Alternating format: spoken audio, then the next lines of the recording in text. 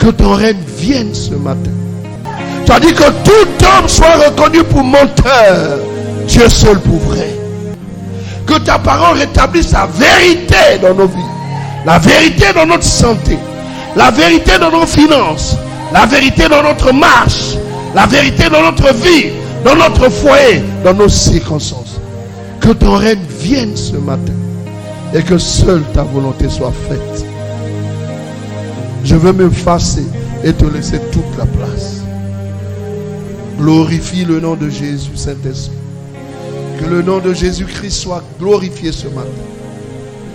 Au nom de Jésus. Guéris, restaure, donne une orientation à quelqu'un. Sors quelqu'un du trou. Sors quelqu'un d'une prison quelconque. Car tu as dit que la terre est à moi et tout ce qu'elle renferme. Et la Bible déclare que Dieu a donné à Jésus-Christ le nom qui est au-dessus de tout nom, afin que dans le nom de Jésus-Christ, tout genou fléchisse et que toute langue confesse que Jésus est Seigneur. Que les maladies fléchissent genoux ce matin. Que la pauvreté fléchisse genoux ce matin. Que l'échec fléchisse genoux ce matin. Que la misère fléchisse genoux. La sorcellerie fléchisse genoux ce matin. Dans le nom puissant de Jésus-Christ. Nous t'intronisons roi de ce culte. Seigneur de ce culte. Dieu. Au nom puissant et inégalable de Christ Jésus, nous avons prié. Amen, amen, amen. Acclame Jésus.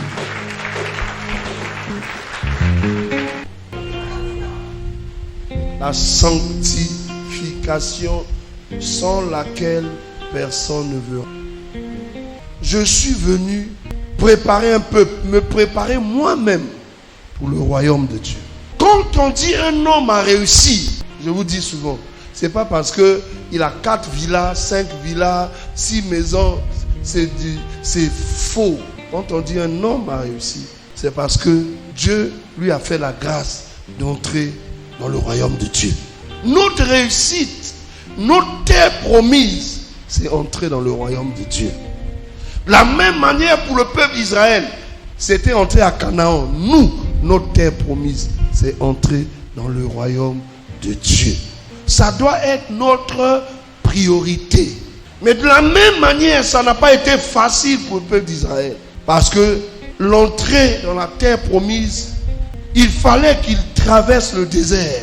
C'est pareil aussi pour toi. Pour entrer dans le royaume, il y aura des oppositions, des incompréhensions. Mais Jésus dit, ne vous inquiétez pas, car j'ai vaincu le monde. Amen. Nous avons expliqué que la sainteté de Dieu n'est pas les règles de conduite. Parce que nous avons vu que Dieu avait donné dans le jardin d'Éden un commandement. Adam et Ève n'ont pas pu. Il a donné 10 commandements, c'était pire. Alléluia. Les hommes n'ont pas pu respecter. Finalement, on s'est rendu compte. Pierre a dit, mais comment allons-nous faire pour être sauvés? Le Seigneur nous a répondu que la sainteté de Dieu, c'était en fait chercher Dieu. Parce que celui qui a vu Dieu, sa vie ne peut pas être pareille. Tu peux prendre Acte 9. Ce monsieur qui était brigand qu'on appelle Saul de Tarse, le jour qu'il a rencontré le Seigneur. Toute sa vie a été bouleversée. La sainteté de Dieu, c'est pas autre chose que chercher Dieu, que rencontrer Dieu. Celui qui a rencontré Dieu, son est fini. Parce que Dieu, quand il a créé l'homme au commencement, le désir de Dieu, c'était que l'homme soit comme lui. L'homme soit comme lui. Alléluia. Alléluia. La Bible dit tous sont privés, ont péché, sont privés de la gloire de Dieu. Quand l'homme a péché, l'homme s'était éloigné. Mais Dieu avait créé l'homme pour que l'homme soit comme lui. C'est ainsi que nous avons vu le cas de Moïse. On a vu d'abord le cas du prophète Ésaïe, qui prêchait déjà l'évangile. Il parlait de Dieu. Mais le jour qu'il a rencontré le Seigneur, que Dieu fasse ce matin que tu rencontres Dieu véritablement. Parce que si tu as rencontré Dieu, c'en est fini les choses de ce monde. Tout ce que le diable te miroite, c'est la distraction.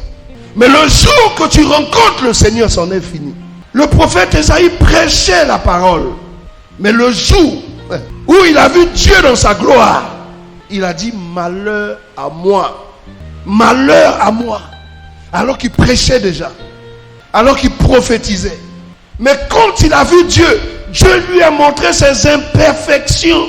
Ce qui faisait qu'Esaïe ne pouvait pas atteindre un certain niveau.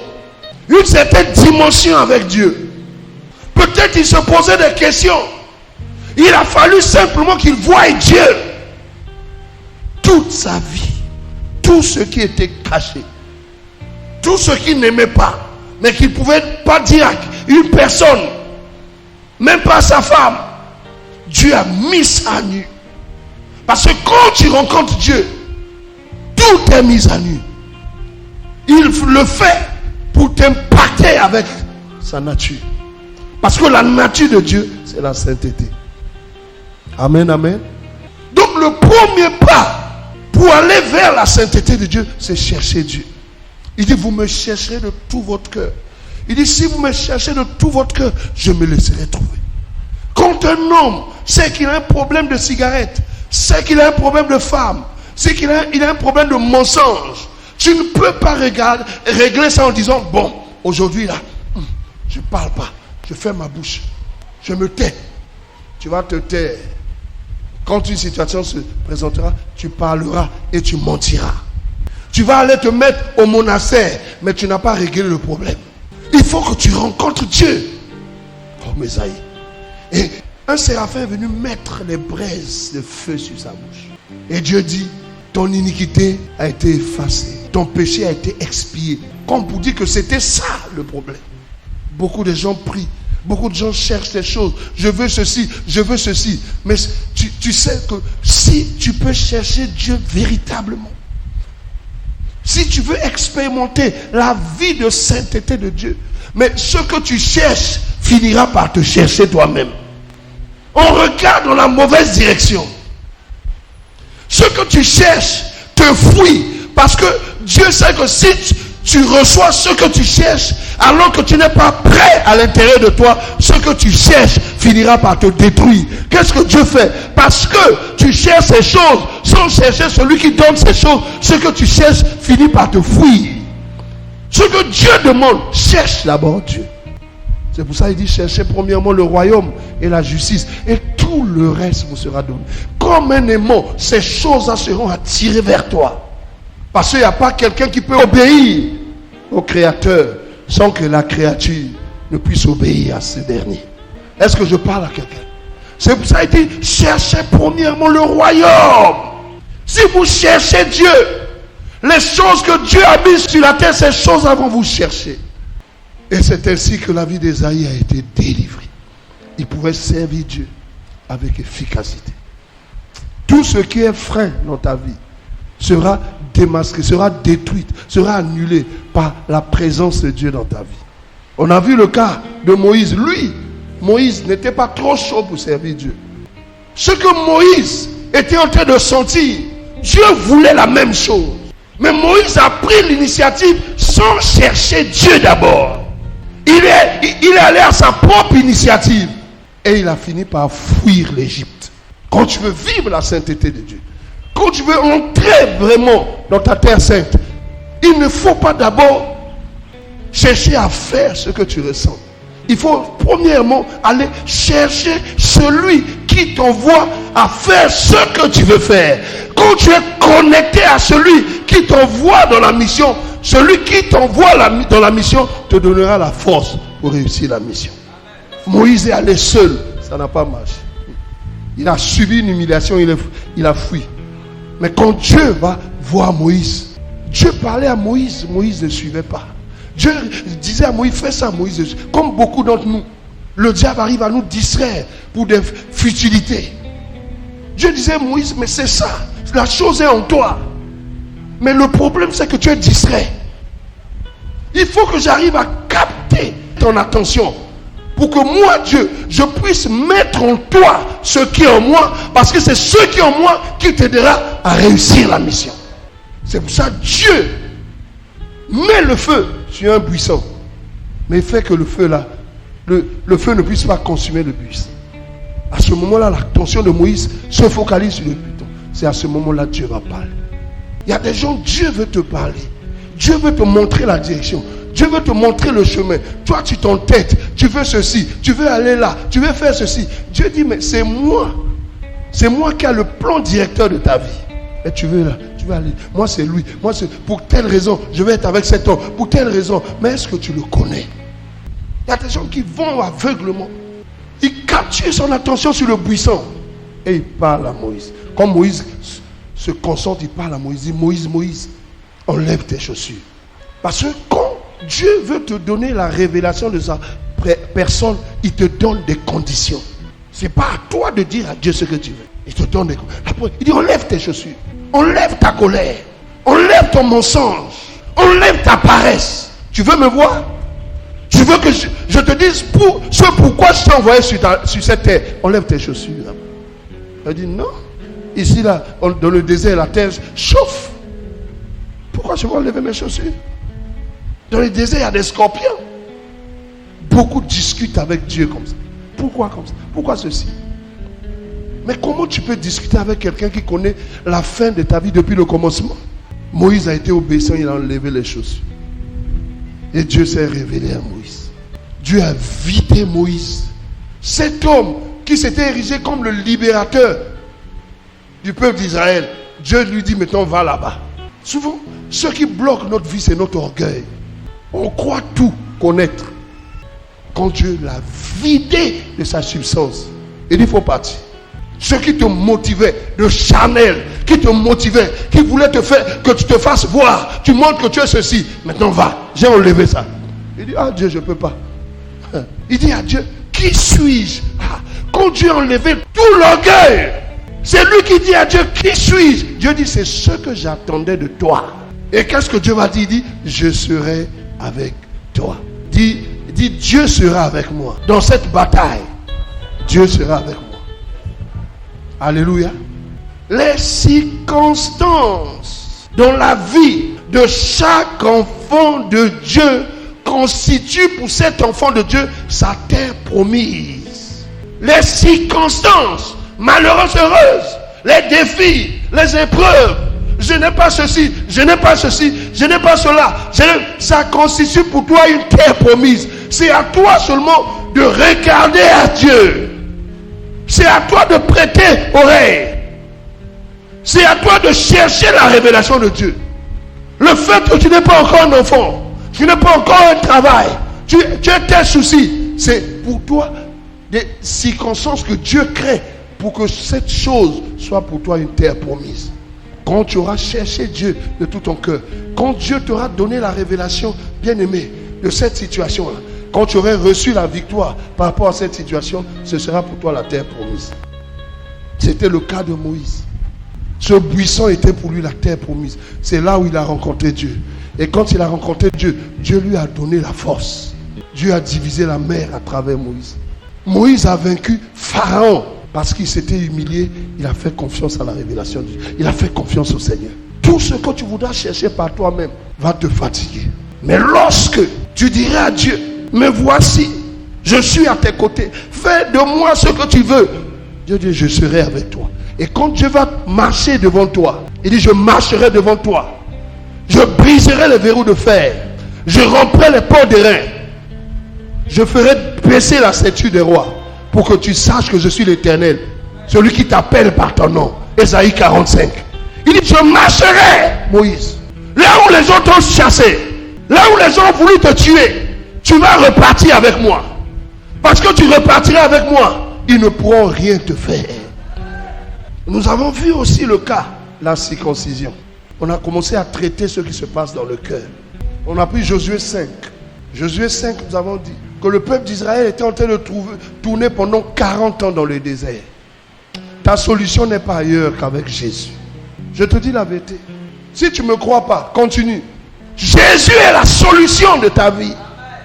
Ils ont tourné pendant 40 ans. Et après, Dieu se révèle et dit à Josué, circoncis le peuple.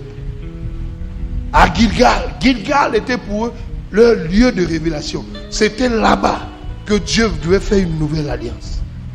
Et nous avons expliqué que pour nous, la circoncision n'est plus couper le prépuce. Non.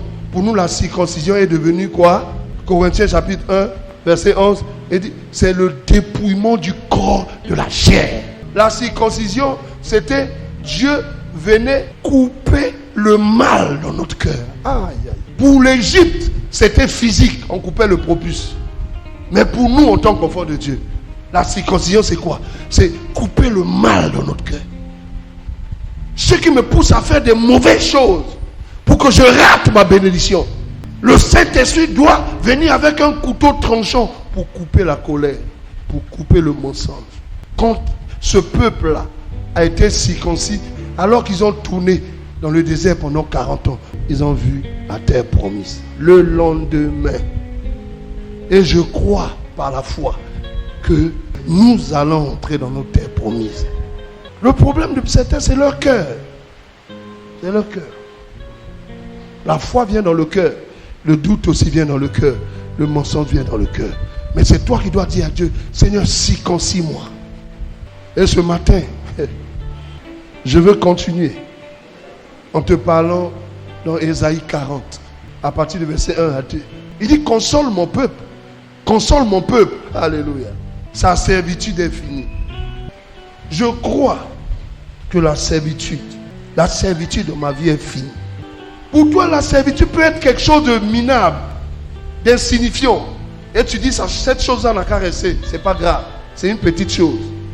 Mais c'est cette petite chose qui a fait que le peuple d'Israël a laissé les ennemis de Dieu dans une portion de leur terre. C'est cette portion-là. Ils ont détourné le peuple, le cœur du peuple de Dieu.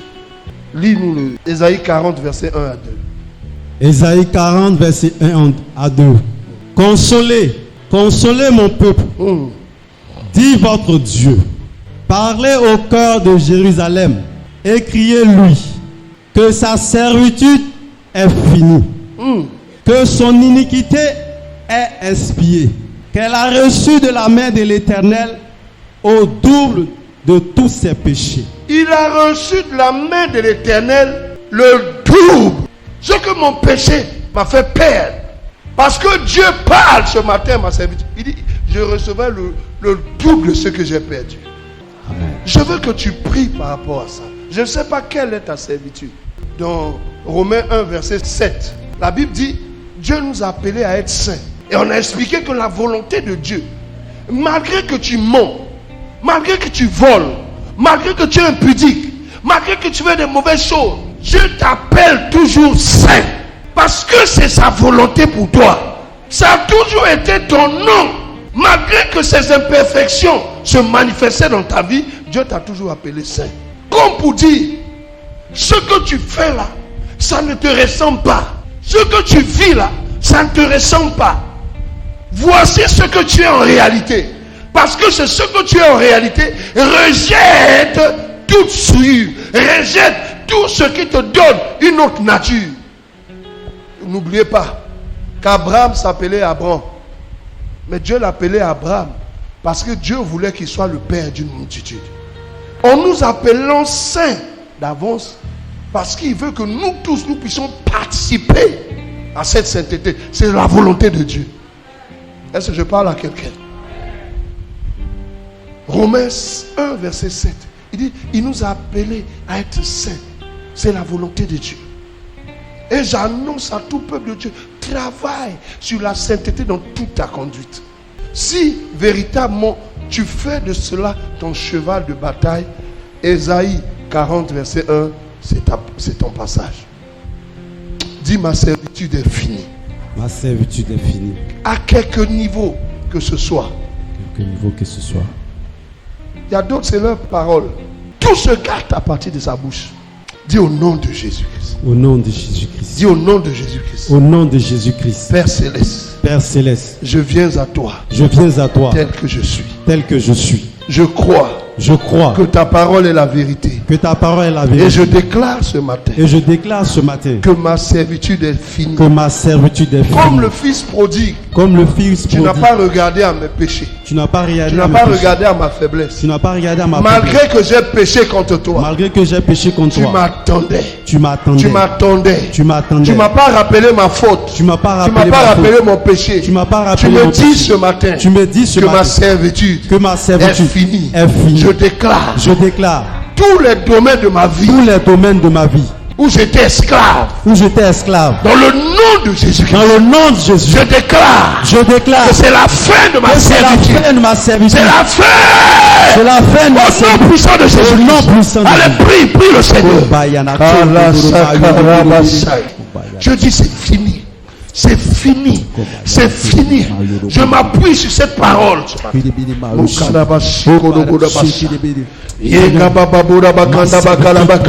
ce matin.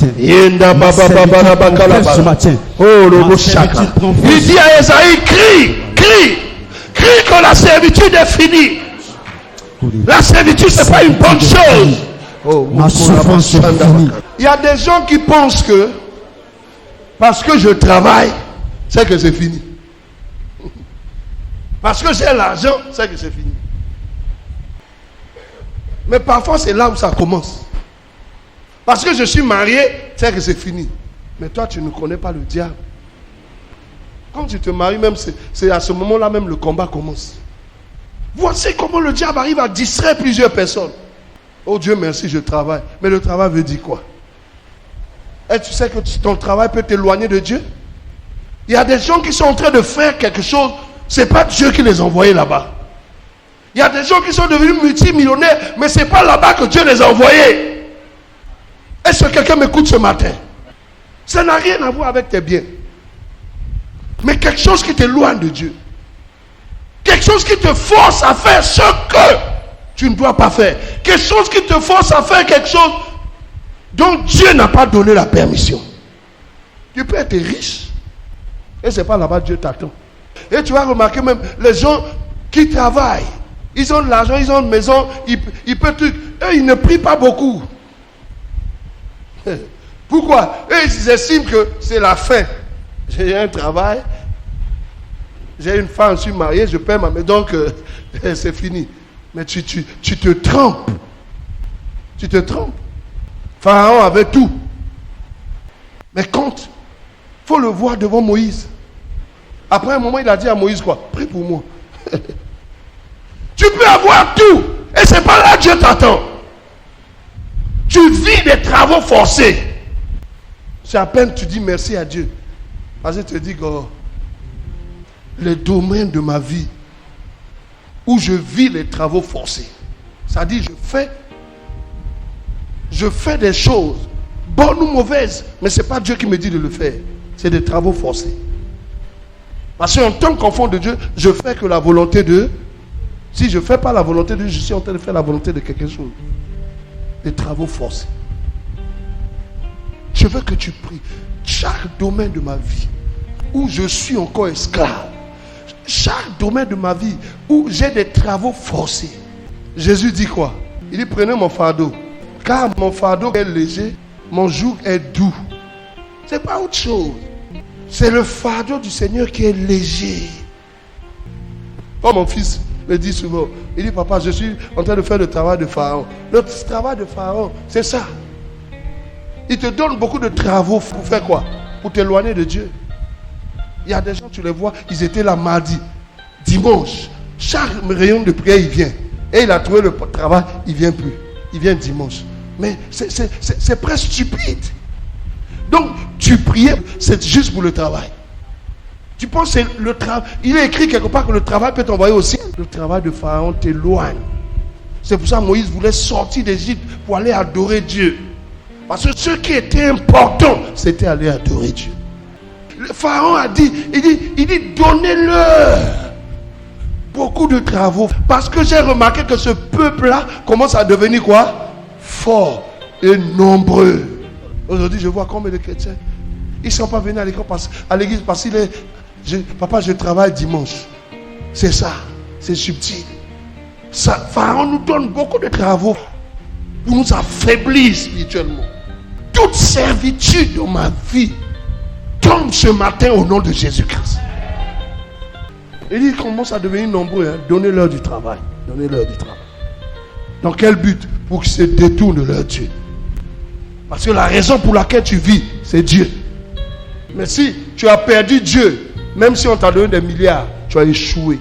Lis Apocalypse 22. On dit les chefs de ce monde, les rois, le jour du Seigneur, quand le jour du Seigneur est venu, ils demandaient à la mort de tomber sur eux, aux pieds de... Tu penses que des gens comme ça ont réussi? La réussite, c'est pas ça. La réussite, quand Jésus vit dans toi. Il dit les chefs de ce monde demandaient aux pierres, aux montagnes de tomber sur eux. Un tel homme a réussi? Non. Lève-toi, on va prier. Je veux te canaliser, je veux te positionner. Que toujours, toute servitude, tout travaux forcés dans ta vie. Souvent tu fais ça, mais ton cœur a soif, a faim, tu te sens triste. Dis au nom de Jésus-Christ. Je détruis tout travaux forcés. Tout travaux forcés dans ma vie. Dans ma vie spirituelle. Dans ma vie matérielle. Dans ma vie financière. Tout travaux qui ne vient pas de Dieu. Je détruis. Au nom de Jésus. Allez, prie le Seigneur.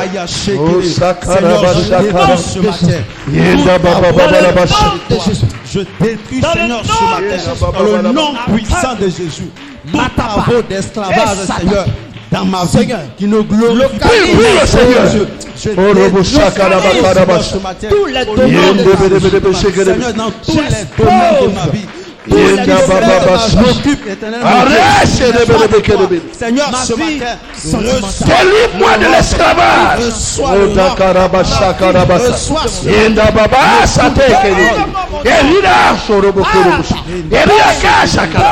Je brise tout fardeau. Je détruis tout fardeau.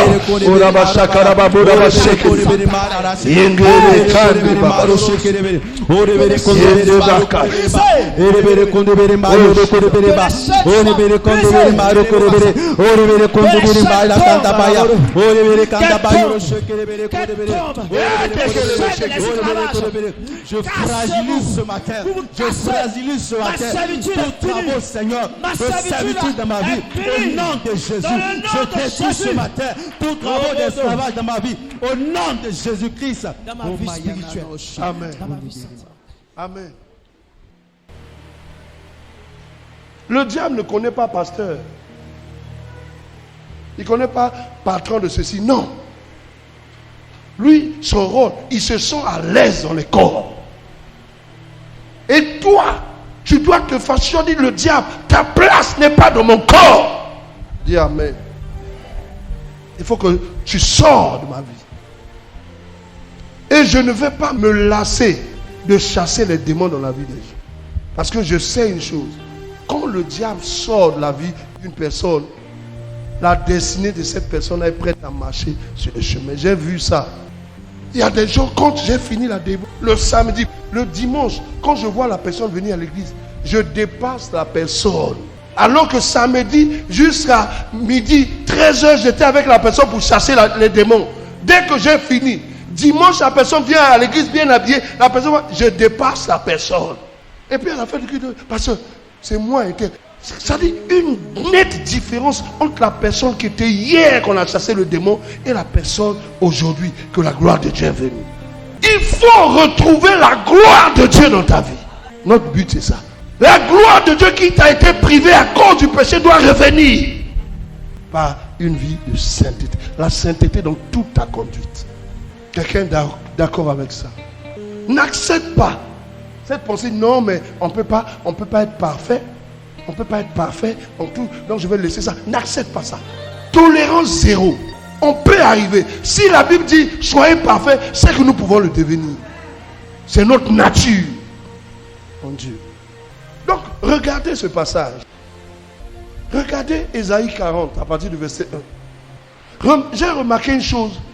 Lorsque nous sommes dans le péché, Dieu anticipe toujours notre retour. Lorsque tu vis dans l'erreur, dans le péché. Parce que, tu comprends pourquoi? Il dit dans Romains 1, verset 7, qu'il nous a appelés à être saints. Dieu anticipe toujours notre retour à ses frères. Remarquez le fils prodigue. Quand il prend la décision de revenir, ce n'est pas au moment... Non, son père était toujours là. Son père l'attendait. Il ne faut pas dire non, ce que j'ai fait là, est-ce que Dieu peut... Non. Souvent, c'est là où beaucoup de personnes se plongent encore dans les mauvaises choses. Non. Le fils prodigue, son père était là. Il venait toujours attendre le retour de l'enfant. Il attendait. Il se disait que je ne peux pas me sentir bien sans que mon enfant ne retourne à la maison. C'est le sentiment que Dieu a de toi. Face à cette situation qui te fatigue, ce péché qui te fatigue, ne pense pas que Dieu t'a rejeté et t'abandonne. Non, il attend que tu reviennes à la maison. Il dit, console mon peuple. Dis à mon peuple, ceux qui sont en train de le fatiguer, c'est déjà fini. Il faut qu'ils reviennent à la maison. La nourriture du péché ne me rassasie pas parce que je regarde là-bas. Il dit, qui me voit? Oh, je regarde là-bas. Ça ne te rassasie pas. Il faut retourner à la maison parce que ton père t'attend. Mon père m'attend. Cette pensée-là m'a touché. Il ne rejette pas celui qui vient. Peu importe ce que tu as fait. Je dis à quelqu'un, peu importe ce que tu as fait. Je t'annonce ce matin, Dieu t'attend. Dieu t'attend. Il y a des gens qui disent non, ils prient un peu et puis bon, ils sont. Est-ce que Dieu m'a réellement pardonné? Je t'assure, non seulement il t'a pardonné, mais il est prêt à te serrer dans ses bras. Dieu t'attend. Amen. Mais c'est toi qui dois crier à lui, dire Seigneur, viens à mon secours. Seigneur, aide-moi. Seigneur, j'ai fait telle chose. Libère-moi. Alléluia. Alléluia. Dis au nom de Jésus-Christ. La servitude est finie. La servitude est finie. Amen. Amen. Voici le cœur de Dieu. Dieu est trop pressé pour nous restaurer. Dieu n'a pas attendu le discours. Le père n'a pas attendu. L'enfant a fait un petit discours. Un speech.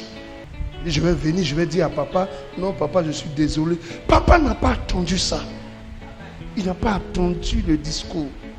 Papa, c'est vrai, tu sais, les enfants, ils sont comme ça. Parfois, ils s'égarent, tout. Donc, il a préparé le speech pour venir parler à son père. Comme beaucoup d'entre nous, quand on a péché, on dit comment je vais venir, comment je vais parler. Il y a des gens, même, il y a des prières de pécheurs. On prépare. Voilà, tu vas dire comme ça. Dieu s'en fout de tout ça. Il veut seulement que tu reviennes. Dieu veut que tu reviennes. Il n'a pas demandé à l'enfant, parle. Où tu as mis l'héritage? Qu'est-ce que tu as fait de l'argent que je t'ai donné? C'est là, bien-aimé, que notre amour pour Dieu doit grandir. Il a ordonné, allez tuer le bœuf, préparez un habit de fête. Le reste, on s'en fout. Mon enfant qui était perdu est de retour. L'enfant là, il ne faut pas voir cet enfant là en forme d'une personne comme ça. L'enfant là peut être ton moment de communion avec Dieu que tu as perdu. Chaque fois quand tu revenais du travail, tu as fini de manger, tu rentres dans la chambre pour l'adorer. L'adorer. Parce qu'il t'a fait du bien. Pour le louer. Pour l'exalter. Et quand tu faisais ça, le trône de Dieu bougeait comme ça. Tellement Dieu était content. Mais tu as eu un contrat de 400 millions. Wende Muzuri, tu as oublié. Dis au revoir. Dieu n'est pas une poubelle. Dieu n'est pas une personne qu'on s'en sert. Quand on a reçu ce qu'on voulait, et puis on ne dit pas merci, on s'en va. Dieu n'est pas ton boy. L'enfant peut être ton moment d'évangélisation. Chaque semaine, tu te donnais un temps pour aller évangéliser, pour gagner des âmes, pour prier pour les âmes, tout. C'est là-bas, Dieu t'attendait. Et il était content de toi. Et toi-même, quand tu demandais quelque chose, pas extraordinaire, Dieu te bénissait. Mais le diable t'a distrait, tu as laissé tomber. Mais là où tu as laissé Dieu, c'est là-bas il est. Il t'attend là-bas. Là où tu as laissé Dieu à l'intercession, là où tu as laissé Dieu à l'évangélisation, il est là, il t'attend.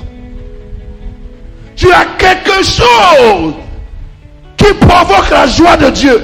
Tu as quelque chose en toi qui réjouit le cœur de Dieu. Et quand tu le faisais, Dieu était content. Mais en ce moment-là, tu as laissé. Dieu est là-bas, il t'attend. Il est là, il t'attend. Regarde, quand tu le faisais, il y a quelque chose qui a été relâché du trône de Dieu, qui t'a donné un contrat, qui t'a donné un mariage, qui t'a donné du travail. C'est parce que Dieu était content que quelque chose est sorti de son trône. Mais imagine, si tu continuais à le faire, combien de choses devaient sortir de son trône pour arranger ta vie. C'est la petite chose qui est sortie comme ça, qui a fait de toi, les choses se sont décomptées tout. Mais imagine si tu continuais à le faire. Tu as pris juste une miette. Parce que ce jour, tu es entré dans sa présence. Tu commençais à sortir. Les choses sortaient. Mais imagine si tu continuais à le faire. Imagine. Tout ce qui est dans le trône de ton Père, c'est pour toi. Tu as fait une expérience. Tu as vu ce qui s'est passé. Tu t'es arrêté. Imagine si tu continuais à le faire. Il dit, mais pourquoi mon peuple est déjà rassasié? Pourquoi mon peuple est déjà rassasié? Il y a dans ma présence d'abondantes bénédictions pour ce peuple-là. Pourquoi il est déjà rassasié? C'est ce que tu as fait pour Dieu qui a relâché ces choses. J'ai compris que des choses arrivent dans nos vies quand nous servons Dieu véritablement. Alléluia. On ne se sert pas de Dieu, mais on sert Dieu. Dieu dit la servitude est finie. La sainteté de Dieu a des exigences. Vous voyez? Quand Dieu dit la servitude est finie, nous avons vu ça dans Ésaïe. C'est après avoir sanctifié la bouche d'Ésaïe que Dieu lui a dit va. Donc, il y a des choses que nous n'arrivons pas à faire pour Dieu, simplement parce que dans notre vie, il y a des imperfections. Quand tu dis que quelqu'un va faire l'évangélisation, il faut te poser la question, pourquoi la personne n'arrive pas? Alléluia. Alléluia. La révélation de Dieu n'est pas une fin en soi. Mais pour aboutir à quelque chose, il faut d'abord que je me prépare. Dieu s'est révélé à Isaïe. Dieu s'est révélé à Moïse. Dieu s'est révélé au peuple d'Israël. Mais il leur dit, préparez-vous, préparez votre cœur. Beaucoup de gens viennent dans la présence de Dieu sans avoir pris la peine de se préparer. Ils disent des choses comme ça. Parce qu'ils ont entendu ça une fois dans l'assemblée. Dieu fait ceci. Dieu 3 fois saint. Dieu est bon. Mais toi, tu sais que Dieu est saint où? Où tu as appris que Dieu est saint? Chaque fois que Dieu veut faire quelque chose dans la vie de peu, il leur demande toujours de se préparer. Préparer leur cœur. Parce que tout se passe dans ton cœur, pas à l'extérieur. Prépare ton cœur à la sainteté. Prépare ton cœur à l'obéissance. Jacques chapitre 1, verset 18.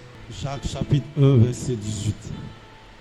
Il nous a engendrés selon sa volonté, par la parole de vérité, afin que nous soyons en quelque sorte les prémices de ses créatures. Dieu nous a engendrés. Dieu nous a engendrés selon sa volonté. Ce n'est pas la volonté de Pharaon. Ce que Pharaon va te donner va te fatiguer. C'est selon sa volonté qu'il t'a engendré. Continue. Verset 19. Sachez-le, mes frères bien-aimés, ainsi que tout homme soit prompt à écouter, lent à parler, lent à se mettre en colère. Car la colère de l'homme n'accomplit pas la justice de Dieu. Verset 21. C'est pourquoi, rejetant toute souillure, il dit rejetons toute souillure et tout excès de malice, recevez avec douceur la parole qui a été plantée en vous. Il dit recevez avec douceur la parole qui a été plantée en vous. Et qui peut sauver vos âmes. Il dit la parole peut faire quoi? Peut sauver nos âmes. Il dit la parole peut faire quoi? Peut sauver nos âmes. Chaque fois que Dieu veut apporter la délivrance sur la vie d'un peuple, il dit c'est vrai, la servitude est finie. Mais regardez la suite, dans le verset 3, toujours dans Ésaïe 40. Il dit, préparez au désert le chemin de l'Éternel. Il nous demande tout de préparer. Et il dit, aplanissez. Aplanissez ici, ça veut dire quoi? Faites une route pour Dieu. Parfois, Dieu veut passer dans la route de ta vie. Dieu veut passer dans le chemin de ta vie. Comme le chemin de la vie de, comment on l'appelle, Bartimée. Mais ta vie a des collines et des montagnes. Avant de faire dire, aplanissez dans les lieux arides une route pour notre Dieu. Il y a des actions qui vont favoriser le passage de Dieu dans ta vie. Et il y a des actions, malheureusement, qui ne vont pas favoriser. Il y a des actions qui vont favoriser le passage de Dieu pour que la gloire arrive. Tu sais que cette soeur, quand c'est la pause du travail, qui veut que tu ailles manger avec elle, tu sais que ses intentions ne sont pas bonnes. Toi, tu le sais. Mais tu continues à aller manger avec elle. Tu dis non, mais c'est une soeur. Mais toi-même, tu sais qu'il y a des mauvaises intentions. Parce que tu es déjà engagé avec quelqu'un. Tu es déjà marié. Il y a des actions qui ne favorisent pas l'aplanissement du chemin de Dieu. Tu as ouvert ton Facebook. Tu as remarqué que depuis que tu as commencé à faire ça, tu as des mauvais compagnons. Tu as des mauvais amis. Depuis que tu as commencé Internet, des mauvaises idées, des mauvaises choses viennent dans ta tête. Comment tu veux que Dieu vienne sur le chemin pour te faire du bien? La gloire nous a été privée par le péché. La gloire viendra par la sanctification. Mais pour que la sanctification vienne, il faut que j'aplanisse mon chemin.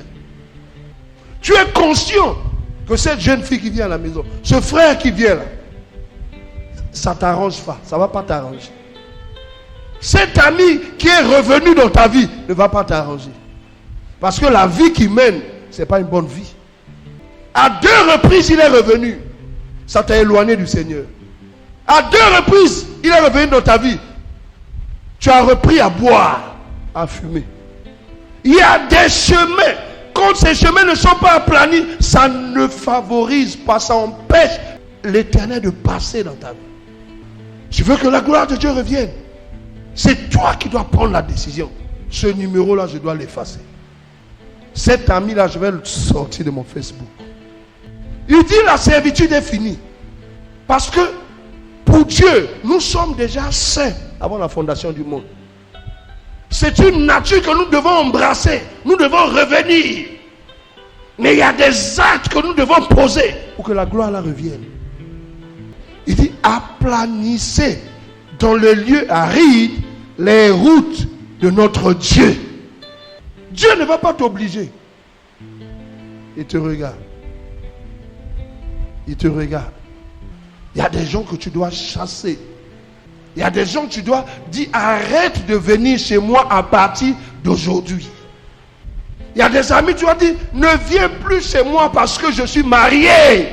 Ne m'appelle plus à certaines heures parce que je suis marié. C'est pas Dieu qui va le faire, c'est moi qui dois aplanir mon chemin. Il dit tous sont péchés, sont privés de la gloire. Si tu veux que la gloire revienne, il faut que tu aplanisses les collines. Les vallées, les collines sont les défauts de nos vies. Quand tu cherches un comportement, ça devient la volonté de Dieu. Quand tu remplis une vallée, cette vallée-là devient un champ. Le champ du Seigneur. Il dit aplanissez toutes les routes. Les lieux arides. Faites une route pour notre Dieu. Est-ce que quelqu'un veut faire une route? Le mariage que tu cherches, le travail que tu cherches. Si tu fais comme Moïse avant de rencontrer Dieu, tu vas fuir. Les Égyptiens vont te chasser, vont t'attaquer. Mais si tu rencontres Dieu, Dieu va briser ce qui est susceptible de détruire ta mission. Et il va aller avec toi. Que Dieu aille avec toi. Là où tu as échoué un échec, que Dieu te donne la victoire au nom de Jésus-Christ. Qu'il te donne la victoire au nom de Jésus-Christ. Tu vois, Dieu vient à une vitesse dans ta vie. Mais tout de dos d'âne, il freine. Tu sens qu'il y a une accélération de la grâce. Il y a une accélération de la bénédiction. Mais ta vie a des dos d'âne. Au nom puissant de Jésus-Christ. Que tout dos d'âne qui ralentit la gloire de Dieu dans ta vie soit ôté au nom de Jésus-Christ. Je dis sois ôté au nom de Jésus-Christ. On ne te parle pas. Les dos d'âne ici, les collines ici sont les faiblesses. Pourquoi tu caches ta faiblesse? Cette faiblesse a été faite pour être dévoilée. Cette faiblesse est venue pour être exposée à la lumière de Dieu. Pour que tu sois libre. Alléluia. La faiblesse de Moïse a permis à Moïse de voir, mais il n'est pas rentré. Malgré tout ce que Dieu a fait. Tu sais, bien aimé, je ne sais pas s'il y a un homme de Dieu qui pourra faire autant de miracles qu'on a vu avec le peuple d'Israël dans le désert. Je ne sais pas. Mais regarde, tous sont restés dans le désert. Seules 2 personnes sont entrées. C'est mon cœur, c'est les faiblesses de ma vie que je dois exposer. Tu ne verras pas quelqu'un venir à l'église, prendre 3 jours de jeûne, parce qu'il veut que Dieu enlève la colère.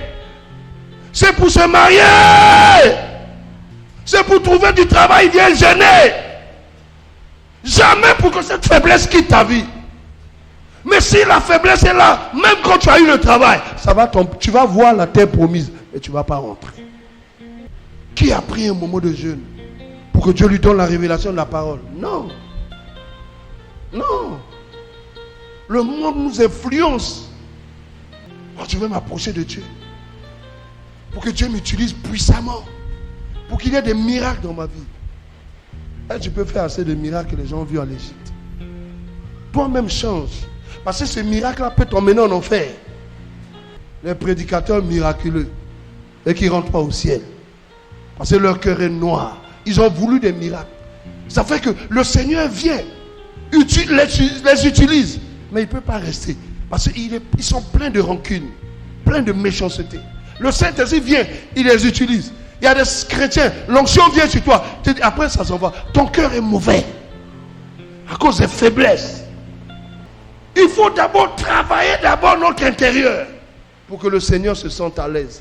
Quel que soit ce que Dieu va nous donner, que cette chose-là puisse rester en nous.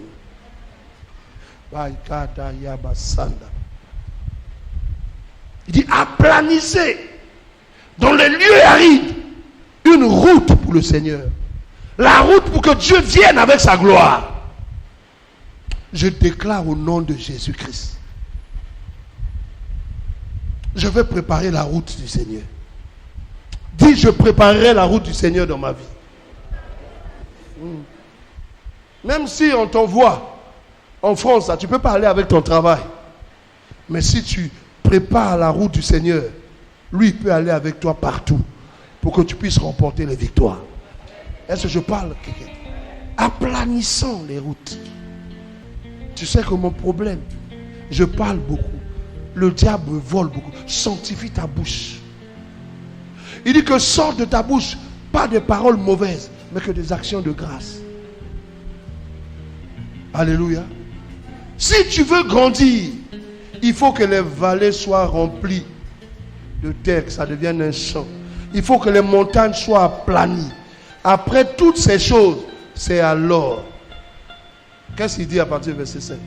Alors, la gloire de l'Éternel sera révélée. Après avoir fait quoi?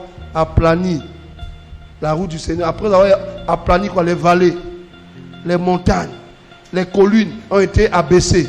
Que les coteaux se changent en plaine. Que les défilés étroits en vallons. Et le verset 5 dit quoi? C'est alors. Il faut que tu décèles quelle est la vallée, quelle est la colline, quelle est la montagne qui empêche que Dieu dise alors la gloire de Dieu va venir. Et c'est subtil dans la vie des gens. À moins que le Seigneur vienne, le Saint-Esprit vienne avec le couteau tranchant pour couper ce mal qui empêche la gloire de Dieu. Alléluia. Tu vas fermer tes yeux.